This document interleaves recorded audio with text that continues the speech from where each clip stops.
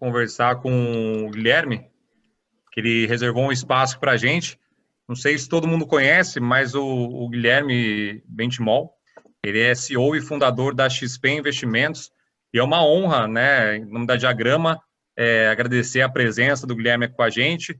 O Guilherme hoje é uma das vendas mais requisitadas do Brasil, ele já era antes e está cada vez mais agora sendo requisitado. Uma porque é uma mente brilhante hoje, ele é extremamente simples no jeito que ele gere a empresa, vocês vão ver aqui agora. Ele é basicamente um minimalismo em forma de empreendedor, e que é muito diferente do império que ele tem construído. E para começar o bate-papo, Guilherme, eu vou usar uma fala do Murilo Gun, que é um comediante que eu gosto muito, e ele fala basicamente para se apresentar, falando quem é o Guilherme sem falar o que ele faz. Porque fazer, ele faz muita coisa, ele é um dos maiores fazedores do Brasil, além de ser CEO e fundador da XP Investimentos. Bem-vindo, Guilherme, muito obrigado, no nome da Diagrama, por você estar aqui dividindo todo o conhecimento com a gente.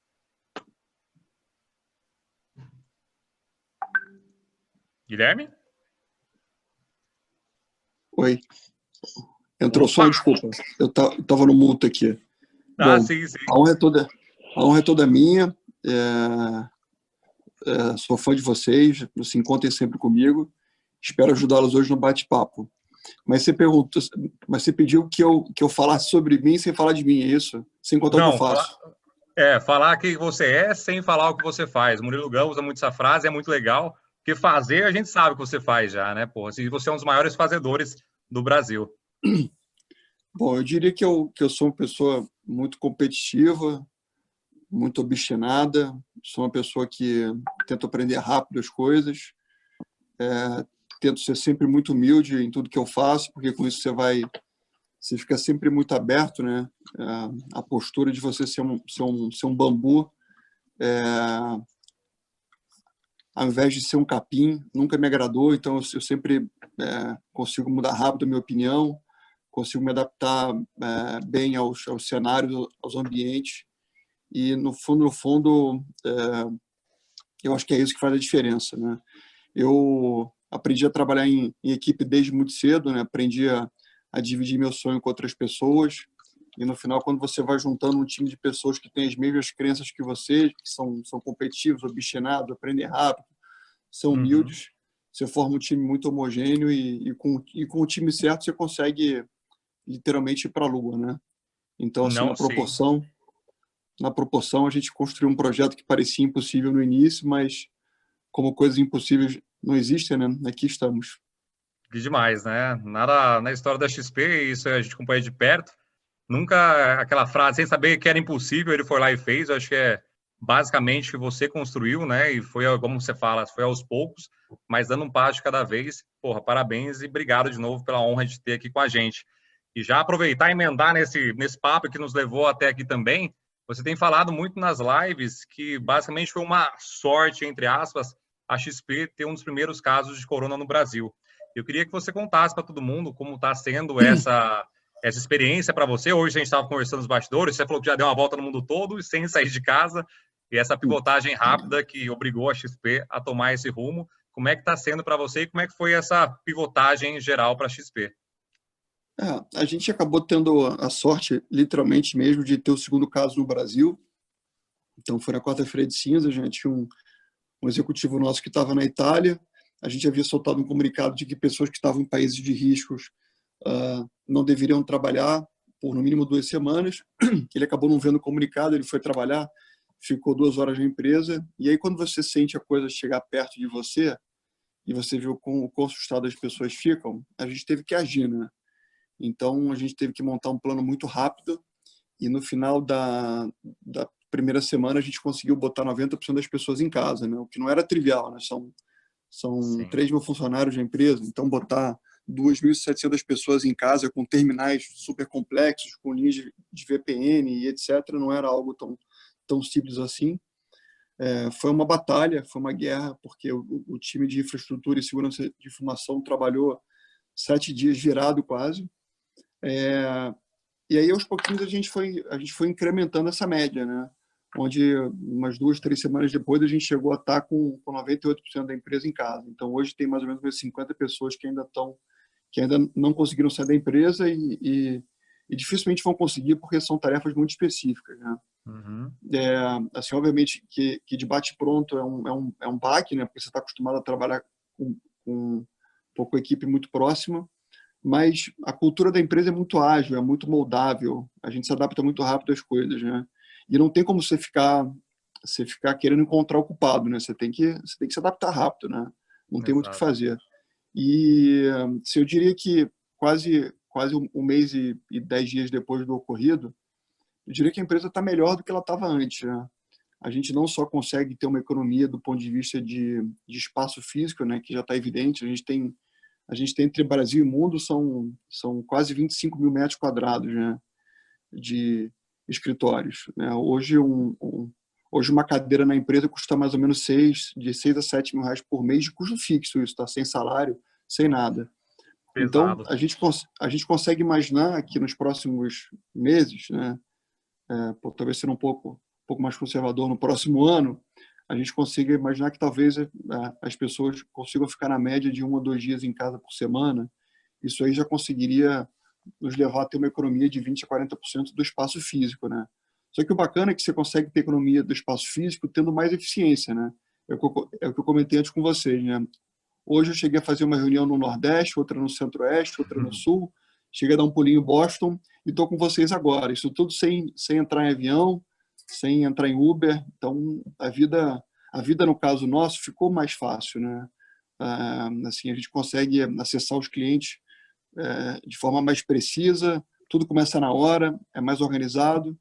Então, eu diria que o segmento nosso é um segmento que, que eu entendo que vai evoluir muito fortemente, né? Então, eu tô bem animado. Que demais, que demais. Parabéns por essa pivotagem rápida também. A gente acompanhou a gente do lado de cá também, né, no operacional, na frente ali do campo de batalha também. A gente não sentiu essa pivotagem que a XP, todo o trabalho que vocês tiveram para dar esse suporte para nós, assessores, para assessorar todos os clientes. A gente não sentiu de forma alguma. Então, parabéns essa montanha que se conseguiu mover em tão pouco tempo, né? E aí, falando um pouquinho agora do Guilherme. Guilherme, a sua rotina de antes, eu sei que você é atleta, outra maratonista, já jogou tênis antigamente, você é bem regrado, né? E a sua rotina mudou muita coisa? Chegava cedo na XP, saía tarde, viajava demais. Como está sendo a rotina do Guilherme mesmo hoje, né? Falando de pessoa e empreendedor, óbvio.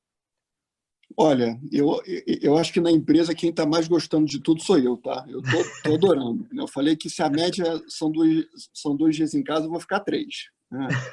E porque acaba que como a minha assim, a empresa, assim, é natural que numa empresa as pessoas queiram falar com você, queiram te pegar no corredor e te mostrar alguma coisa, etc. Faz parte do mundo corporativo isso, né?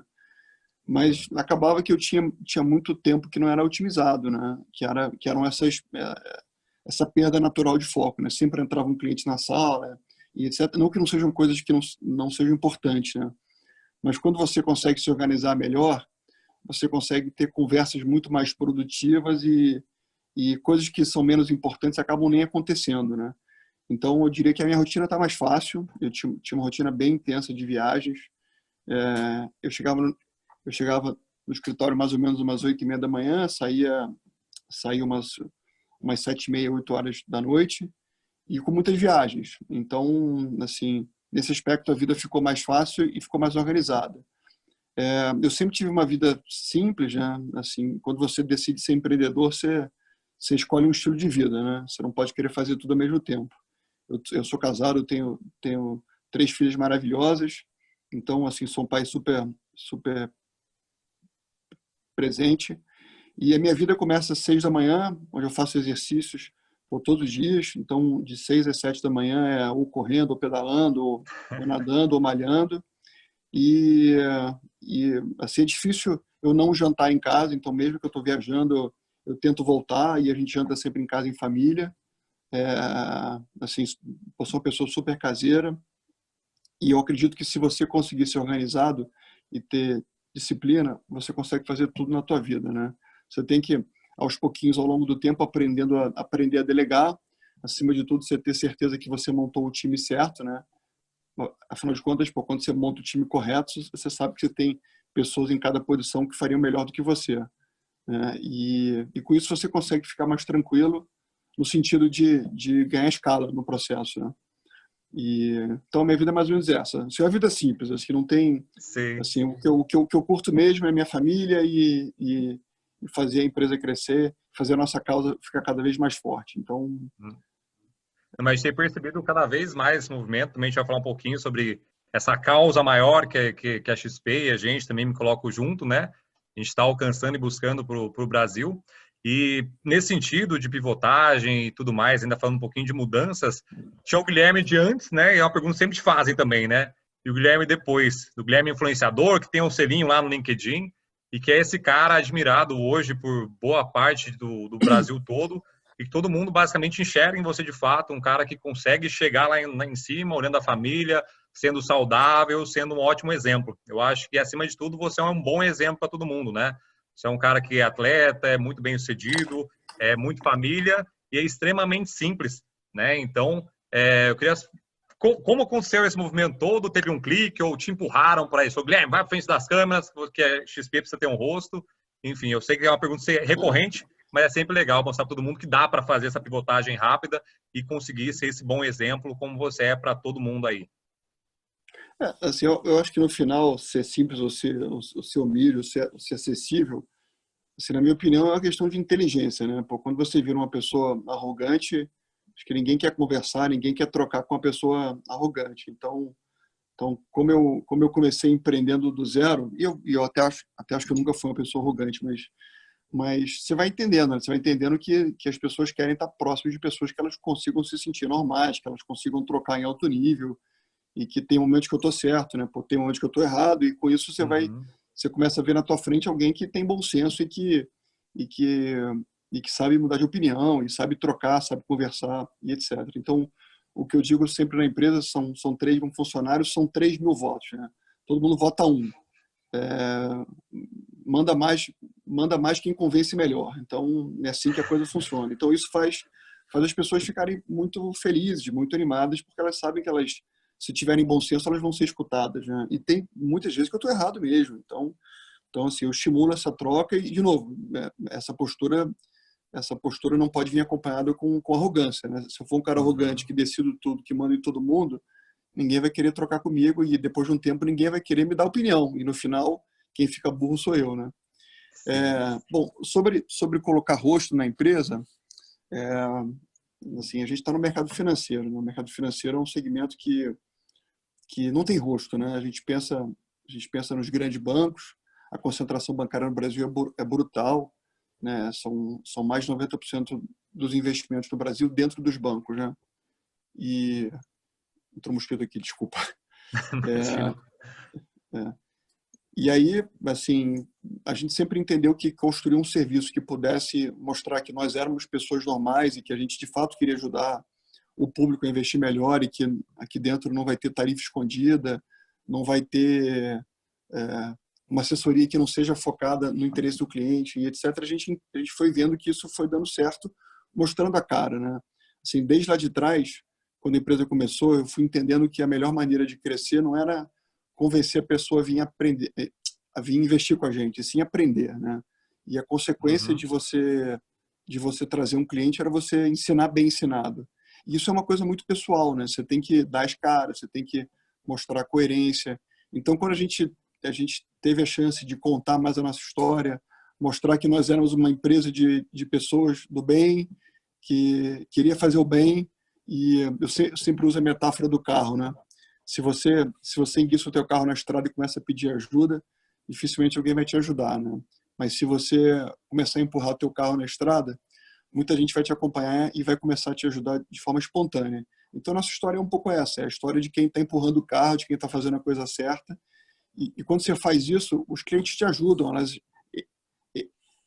é, os clientes abraçam a sua causa e no final você ganha muito mais escala.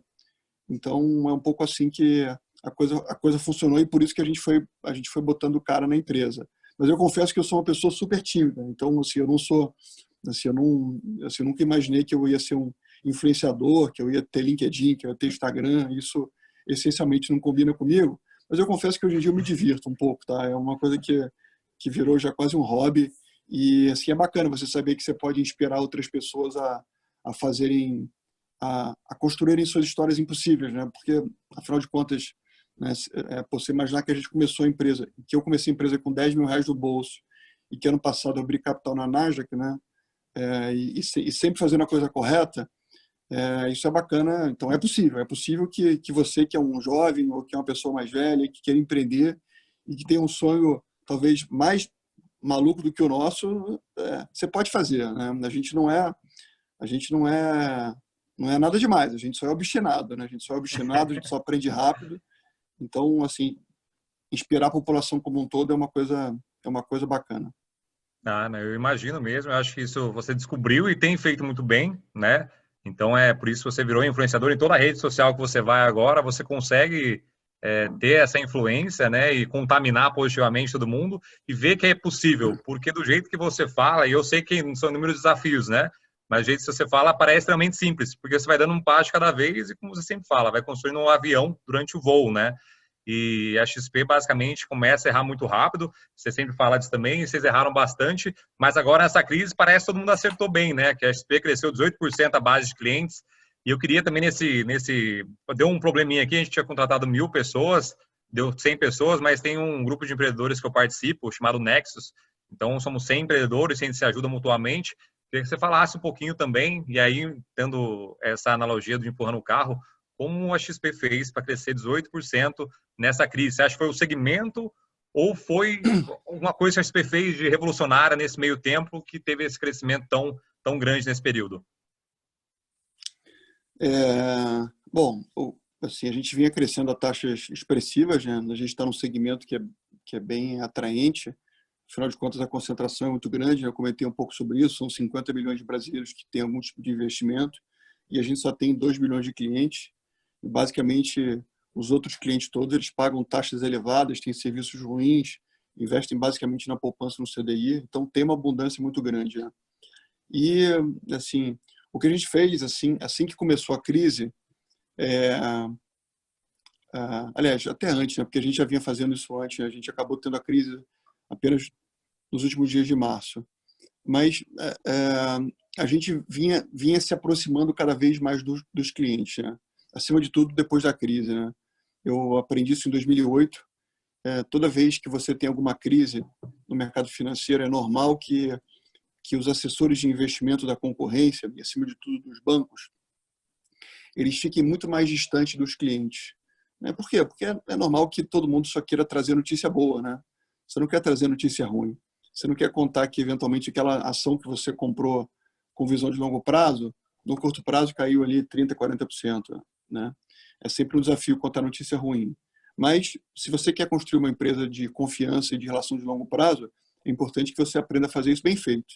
E ali em 2008, eu entendi que sempre nas crises, o setor financeiro sempre abaixa a vela de comunicação com os clientes e de marketing como um todo. E por conta disso, anunciar fica muito mais barato, porque os concorrentes saem da televisão, da Globo News, do Google e assim por diante. E, de novo, ninguém fala com o cliente, né? E a gente inverteu essa lógica. A gente sempre se manteve muito próximo e quando acontecem as crises, a gente sempre investe mais do que todo mundo porque ficou mais barato. Então, a gente já vinha fazendo isso e quando veio a crise, a gente intensificou. Essa nossa vocação educacional de ensinar as pessoas e etc. Quando começou a crise, a gente entendeu que a melhor maneira de conseguir ter o cliente próximo era vir com uma série de lives extraordinárias que pudessem colocar as pessoas em contato com o ministro da Fazenda, com o Banco Central, com empresários renomados, etc., porque isso traz uma informação de qualidade, né? Assim, hoje em dia é tão difícil você confiar em alguma fonte, né? Tanto fake news no Brasil que a gente entendeu que essa maneira era a maneira mais bacana de aproximar. Então de fato, no trimestre foi uma abertura de conta espetacular. A gente abriu aproximadamente 350 mil contas novas. Foi muito bom, mas de novo, a gente só tá no começo. Eu tenho uma boa certeza que cada vez mais as pessoas vão ter que buscar empresas como a nossa, acima de tudo porque os juros vão continuar cada vez mais baixos, né? Então, eu acredito que até o final do ano os juros que já estão baixos hoje devam chegar na faixa de 2% ao ano, né? Então, quem não entendeu ainda que vai ter que investir a longo prazo, que vai ter que diversificar, que vai ter que assumir um pouco mais de risco, não está conectado a esse novo mundo que está surgindo, né? Então, estou super confiante. Não, demais, demais. Basicamente é a XP e nesse movimento de live também está todo mundo, né, com overdose de live, mas acho que a XP, sem dúvida nenhuma, trouxe as melhores que tiveram, né? Tanto acesso à política, quanto acesso a empreendedores, como você também está com a gente aqui possível, só foi possível devido a essa pivotagem rápida, essas ações, como você bem disse, né, que fizeram com esse crescimento tão grande que teve de clientes agora. E já falando um pouquinho, já que você puxou nisso aí, qual é o papel da assessoria de investimentos nesse momento? Como você falou, ninguém gosta de trazer notícia ruim, mas tem que, de fato, a gente tem que estar cada vez mais próximos dos clientes. Eu queria que você falasse um pouquinho, né, para os nossos clientes presentes aqui, qual, de fato, é a importância de uma assessoria de investimentos muito bem feita por nós aqui do lado de cá e que foi fomentada e é amplamente fomentada pela XP ainda. Olha, a importância da assessoria de investimentos é na proporção da importância do médico na saúde. Talvez esse seja o melhor exemplo que eu possa dar, né? Você até pode se automedicar, você tem todo o direito de ir no Google ali, entender um pouco mais, até acho que deve, tá?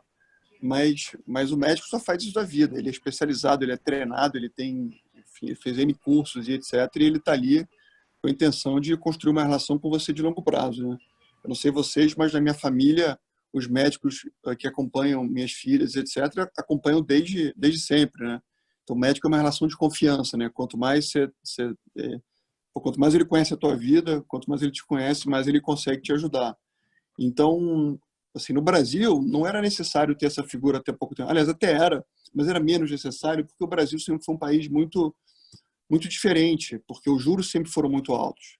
Então, assim, como era basicamente comprar um CDB de um grande banco, ou um título público do governo, e você já tinha ali 13, 14, 15% ao ano, com baixíssimo risco, com baixa volatilidade, com alta liquidez, né?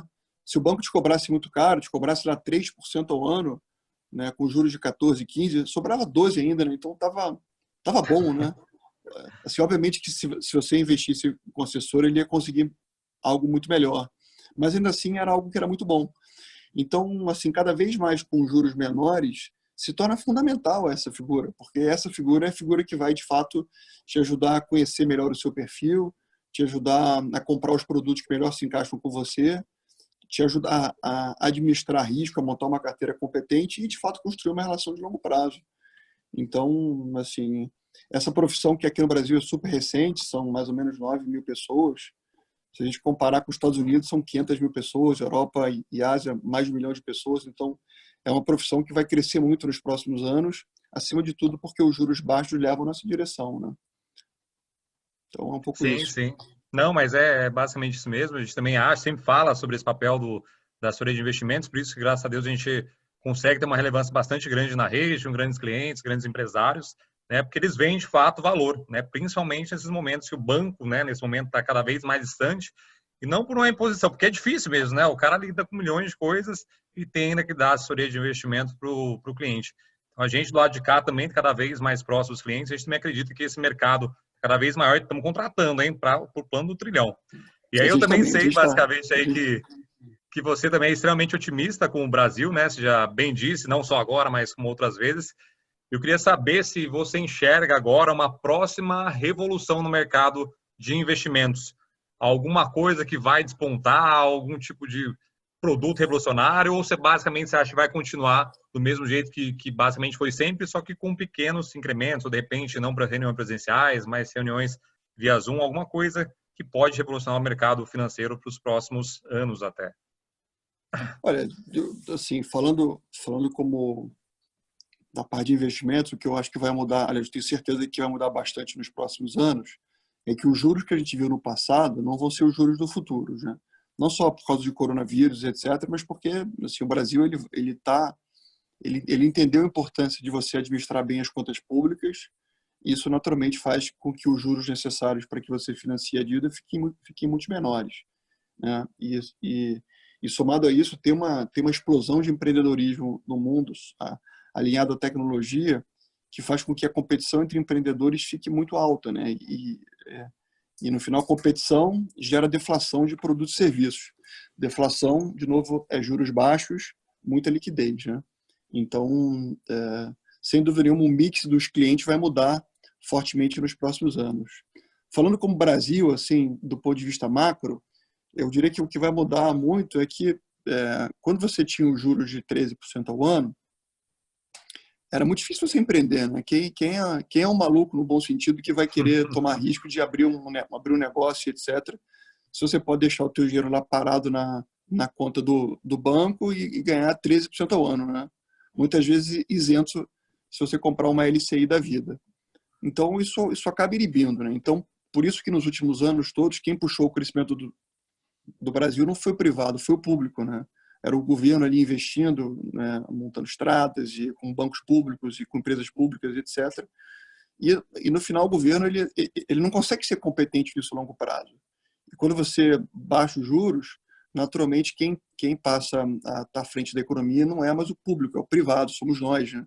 Somos nós que agora teremos que empreender, abrir novos negócios, e com isso a solução fica descentralizada, né? Não é mais um grande banco público, são empresas diferentes, são empreendedores que começam a nascer, porque cuja oportunidade de todo mundo começa a ficar muito menor, né? Com juros a 13, se o teu amigo lá quisesse quisesse montar uma pizzaria na esquina e você tivesse uma poupança sobrando, e talvez você só fosse entrar com ele se aquela margem fosse muito, muito alta, né? Mas com juros a 2, provavelmente você vai topar virar sócio dele, e assim por diante, né? Então isso vai estimulando o ciclo econômico. Então eu sou muito otimista com o Brasil que vem sendo construído, a despeito de todas as confusões políticas que sempre ocorreram no Brasil. Mas o Brasil é assim mesmo, e esse jogo político, no final, as coisas sempre convergem. Então, eu sou otimista por ter mudado esse mindset, né? O mindset de que quem tem que puxar o nosso crescimento é o privado. Somos nós empreendendo e investindo em N frentes diferentes, em hospital, em faculdade, em escola, em empresa de investimento, em bancos novos, enfim, no que for. Quando você tem as condições macroeconômicas que te permitem empreender, você vai sempre empreender, né? Então, acho que o Brasil avançou muito nessa direção nesses últimos 2, 3 anos.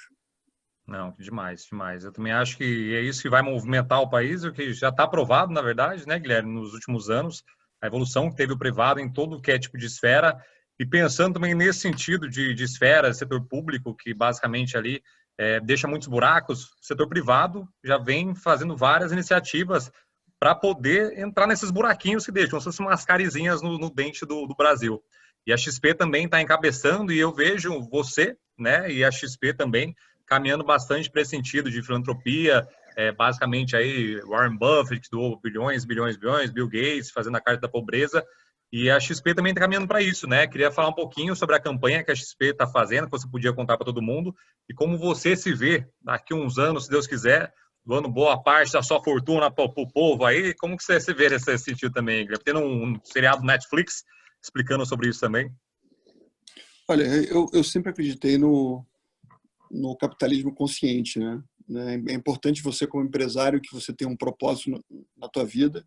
Ter um propósito, inclusive, cientificamente é a coisa que mais traz felicidade na vida. A segunda coisa que mais traz felicidade cientificamente na vida é ajudar as pessoas. Então, isso é um estudo super interessante de Harvard. Então, assim, quando você tem um propósito e, além de tudo, você mistura esse teu propósito com ajudar a sociedade ao seu redor, você consegue tirar o máximo das pessoas que fazem parte da sua equipe, né? Porque as pessoas, elas estão trabalhando não só porque querem ajudar os brasileiros a investir melhor, mas porque sabem que uma parte do nosso resultado volta para ajudar comunidades carentes, para ajudar crianças que não têm escola, e assim por diante. Então, quando você, como empresário, entende que ajudar o que está ao seu redor é algo que no final te ajuda a crescer ainda mais, né? Porque você está ajudando e as pessoas se doam ainda mais enfim, são mais criativas e assim por diante. É importante. A gente sempre teve esse lado social importante, mas a gente, quando começou a confusão do coronavírus, né, como a gente é do mercado financeiro, a gente acaba tendo sempre mais acesso à informação do que a média do Brasil. A gente sabia que ia ter um impacto grande na economia E no Brasil são 70 milhões de pessoas informais e autônomas, né? São pessoas que basicamente vivem de diárias, né? É o seu vendedor de mate da praia, é a manicure, é o cabeleireiro, é, enfim, são essas pessoas que se não trabalharem no dia não têm o que comer no dia seguinte. A gente achou que era importante a gente ajudar e a gente puxou uma causa que era a causa de comida, né? Levar comida à comunidade carente. A gente fez uma doação de 30 milhões de reais na empresa e fez mais um tanto na pessoa física. Mas obviamente que eu sei que isso acaba sendo uma corrente, acaba sendo uma gota no oceano, né?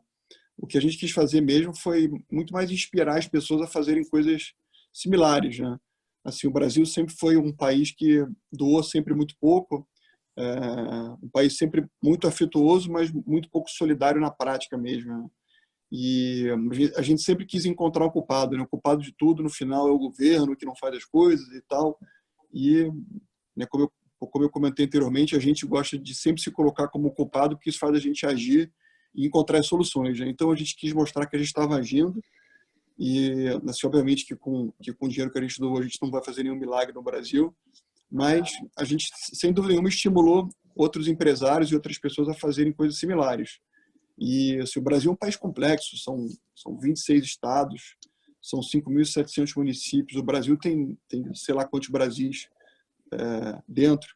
Então, assim, o bacana é que cada um na sua cidade possa juntar um grupo de amigos, né? Seja empresário, seja estudante, seja dona de casa, seja artista, seja o que for, é, escolher uma causa que seja importante, ligada ao coronavírus, seja de saúde, alimentação, e fazer vaquinha mesmo. É assim que funciona. Então, você vai juntando, você vai falando com pessoas que têm mais dinheiro, você vai convencendo elas a doarem mais, quem tem menos, doa menos. E com isso, a gente vai fazendo uma corrente do bem e vai ajudando a quem precisa, né? Que aí a gente fica menos dependente do governo, a gente começa a agir mais e no final, assim, menos gente fica no caminho, né? Então, essa foi a verdadeira intenção nossa em puxar essa causa tão intensa nesse momento. Não, foi muito legal e a gente também vai disparar aqui logo após a live para todos os clientes aí, essa campanha também junto, a gente vai doar também junto, para poder fortalecer, né?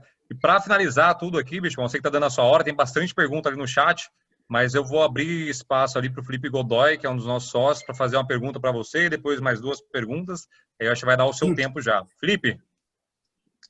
Bom, boa noite, Guilherme. Obrigado novamente aí pelo seu tempo. Queria te perguntar muito em questão da sua resposta anterior sobre empreendedorismo no Brasil. Você é uma grande referência como empreendedor, não só no Brasil, mas no mundo hoje. E qual, na sua opinião, é a principal característica, a principal virtude que o empreendedor tem que ter, não só para enfrentar momentos de crise, mas para sair melhor dele? Olha, sendo bastante objetivo na resposta, eu acho que basicamente três coisas. Tem que ser obstinado, né? Obstinado na prática, o que que é? É você, não importando quantas vezes você vai cair, e quem é empreendedor e está escutando a gente sabe que a vida é assim, né? A vida é uma grande senoide, você vai tendo alguns altos e baixos, né? Você vai tomando alguns socos na cara, no estômago, você cai e tem que continuar levantando e indo em frente, né? Porque você tem um propósito e você acredita nisso. Então, isso é você ser obstinado. Tem gente que é obstinado nível 100, tem gente que é obstinado nível 1, né? Então, quanto mais obstinado, mais você vai indo na direção certa. Aprender rápido, né? Porque a vida do empreendedor ela não é uma linha reta, né? Adoraria que fosse, né? Você botou na cabeça um plano, vai em linha reta que está tudo certo, mas não é. Você tem que fazer muito zigue-zague e esse zigue-zague é você aprender rápido, né? Então, assim, sempre que eu entrevisto alguém na empresa, eu tô menos focado em entender se a pessoa tem muito conhecimento técnico, mas muito mais se ela é capaz de aprender novos conhecimentos que são necessários. O mundo muda muito rápido, né? Então você mudar de opinião, você aprender rápido é fundamental. E por fim, ser muito humilde, né? Porque todas as pessoas, não tem como você fazer nada sozinho. As pessoas detestam trabalhar com gente arrogante. Você tem que trabalhar num ambiente super horizontal, onde as pessoas consigam se encaixar de forma natural e espontânea. Então, essas três características eu diria que são as mais importantes. Pô, legal. Obrigado. Demais. Agora tem mais uma pergunta, Ricardo. Rica, tá aí? Tô aqui. Boa noite a todo mundo que está assistindo, né? Eu sou o Ricardo, head da renda variável da Diagrama. Primeiro, complementando, Guilherme, agradecer também a parceria de todo mundo, todos os times envolvidos da XP com a gente aqui no nosso escritório. Eu acho que isso é fundamental para que a gente possa levar sempre a melhor solução para os nossos clientes finais, né? Isso, em termos de crise, eu acho que é um diferencial. E aí, na verdade, minha pergunta é mais uma curiosidade que alguns clientes perguntaram, eu tive que repassar para você, tá? A primeira é quando e como surgiu a sua paixão pelo mercado financeiro e quando que você viu que era isso mesmo que você queria para a sua vida, dado todos os desafios?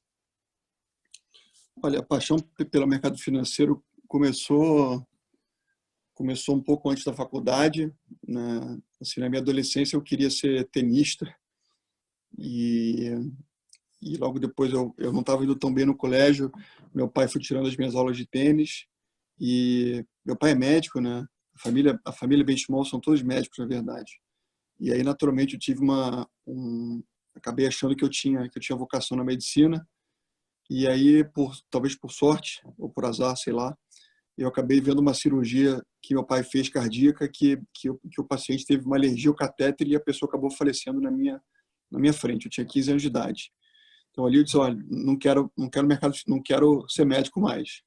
Aí eu acabei assistindo uma palestra em 92, tinha mais ou menos essa idade, do Luiz César Fernandes, que era um banqueiro super importante na época, e ele falava um pouco sobre mercado financeiro, sobre como construir valor e etc.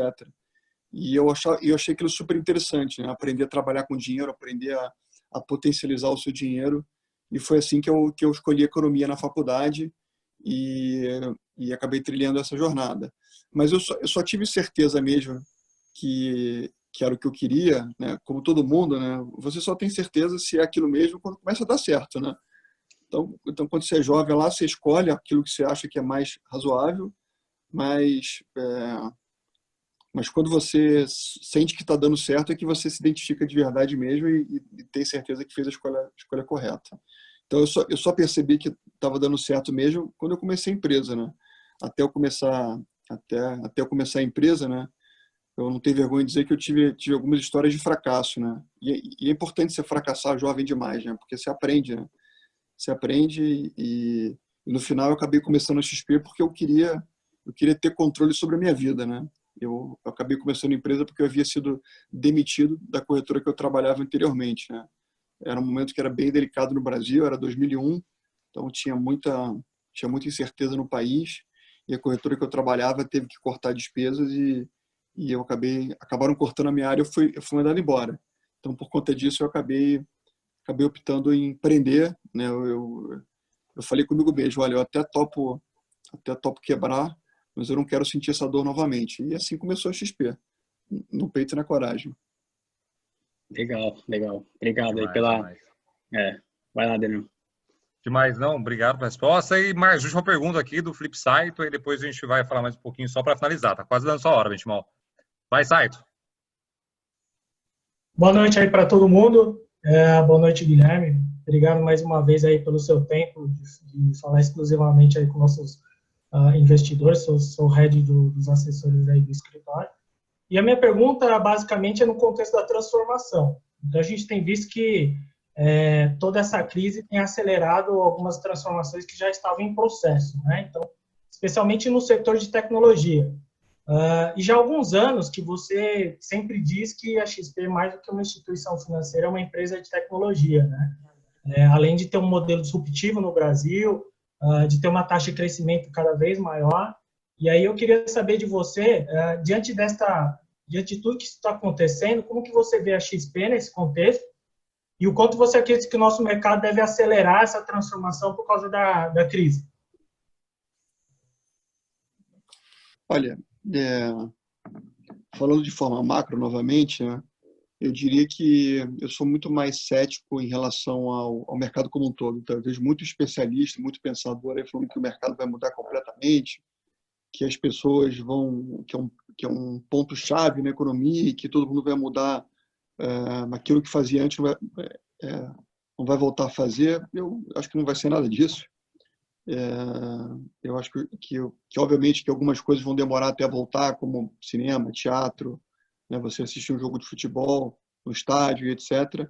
Mas eu diria que quase tudo volta ao normal como era antes. Obviamente que no curto prazo as pessoas vão ter um pouco mais de cuidado e assim por diante. O que acontece é que realmente o que muda, aliás, nem a mudança, o que acontece é que se intensificam algumas derivadas, né? Acho que ninguém tem dúvida que o mundo vai ser cada vez mais digital, isso é evidente, né? Cada vez mais as pessoas vão comprar no online, cada vez mais as pessoas vão colher informações na internet, cada vez mais a gente vai ter que aprender a lidar melhor com esse mundo. Então, isso é algo que é inexorável.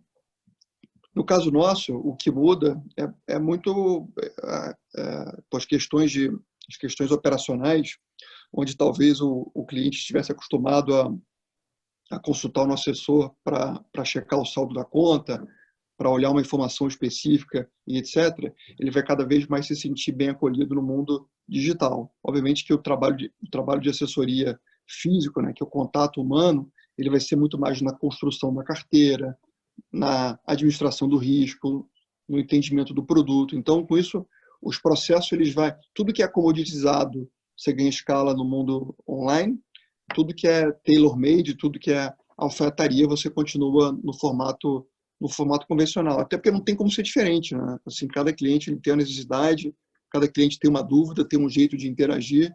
Então, assim, eu tenho a dificuldade de imaginar que isso muda nos próximos 10, 20 anos, né? Assim, mesmo hoje em dia, mesmo em mercados super maduros, o trabalho do assessor fisicamente ele só cresce no tempo, né? Porque justamente é um tema complexo, né? É um tema que as pessoas querem ter um carinho por trás, querem ter alguém que possam realmente confiar e garantir que você vai no trajeto correto, né? Não sei se eu tirei a tua dúvida. Minha pergunta também vai com relação à transformação que já acontece no Brasil, dessa desbancarização, né, que a gente está vivendo, os investimentos. Se você acredita que essa crise deve acelerar esse processo também, uma vez que a XP ela vem sendo pioneira nesse trabalho? Assim, não tem dúvida. Não tem dúvida. Assim, é muito difícil imaginar que os bancos vão continuar crescendo nos próximos anos, do ponto de vista de carteira de cliente, né? Cada vez mais as pessoas vão perceber que elas não vão, que o banco não está preocupado em otimizar os seus investimentos, né? O banco está preocupado em bater as metas dele, né? Então, logicamente que a digitalização faz com que a democratização de ferramentas, de produto, de conhecimento aconteça em larga escala. Então, eu não tenho dúvida que isso acelera. Demais. Acho que você respondeu do site. Para finalizar, 2 minutinhos, Benchimol. Queria que você falasse para todo mundo aí, o Benchimol lá atrás, você começou a XP, que foi demitido. Tem uma dica, ou 2 ou 3 dicas, para o Guilherme agora. O que o Guilherme agora falaria para o jovenzinho lá atrás, para compartilhar com a gente também, para que a gente possa, de fato, tentar encurtar a maior quantidade de caminhos possíveis na nossa vida também, né? Sim, olha, eu acho que se eu voltasse um tempo, eu faria quase tudo de novo. Assim, você tem que amadurecer você tem que passar todas as fases da vida para que você vá amadurecendo, né? Se eu talvez voltasse no tempo e me desse uma dica diferente, talvez eu não tivesse a maturidade que hoje eu tenho. Mas eu acho que talvez se eu pudesse dar uma dica, né, fosse tente ficar um pouco mais calmo, tente curtir um pouco mais a jornada. Você fica muito estressado às vezes e no final essa corrida ela não tem linha de chegada, né? Sem perguntar, mas até onde você vai? O projeto não tem fim, o projeto ele é infinito, né? Ele vai até onde é o seu limite, até o teu cérebro te levar, né? Até o teu sonho ser maior. Então, assim, todas as metas que eu fui colocando na vida, eu fui atingindo, né? E no final, o legal não é atingir, óbvio que o legal é atingir a meta, mas o legal é a jornada que você faz até lá. Então, se você conseguir viver no presente, aproveitar cada momento bacana, né? Tá aqui com vocês é bacana, então muitas vezes a gente está em algum evento e está pensando já no próximo, né? E com isso a vida ela passa muito rápido. Então, passou muito rápido, né? São quase 20 anos de empresa e passou assim no estalo. Então, talvez se eu pudesse voltar no tempo, olha, relaxa, curte cada momento que vai ser maravilhoso. Você vai fazer tudo que você sempre sonhou, mas se você aproveitar mais, você vai se sentir talvez mais feliz lá na frente. Não, Ainda mais demais, feliz. Benchimol. Sim. Pô, muito obrigado pelo seu tempo. Ó, terminamos certinho, hein, no horário do seu horário. Foi show, 6h50. Muitíssimo obrigado pela presença, pelo seu tempo, por ser essa pessoa também que você se tornou, né? Obviamente errando, acertando, como você bem disse, e servir de inspiração aí para milhares de brasileiros e principalmente para a gente aqui que está bem próximo de você. Porra, muito obrigado de novo, foi uma honra. E é isso aí. Quer dar uma mensagem final para todo mundo aí? Pode dar e... Sim, lógico. Gente, olha, sempre que você entra numa crise, você acha que o mundo vai acabar, tá? Assim, eu já passei por inúmeras crises na vida e já tive esse pensamento. O ser humano, ele é pessimista por natureza e foi isso que fez a gente chegar até aqui. Se a gente não fosse pessimista, a gente não teria sobrevivido. A imprensa sempre divulga muito mais notícias negativas do que positivas, porque é isso que te atrai em frente à televisão. Então, tenho plena convicção que essa crise é muito semelhante às demais no que diz respeito que ela vai passar. Ela vai passar e sempre é mais rápido do que todo mundo imagina.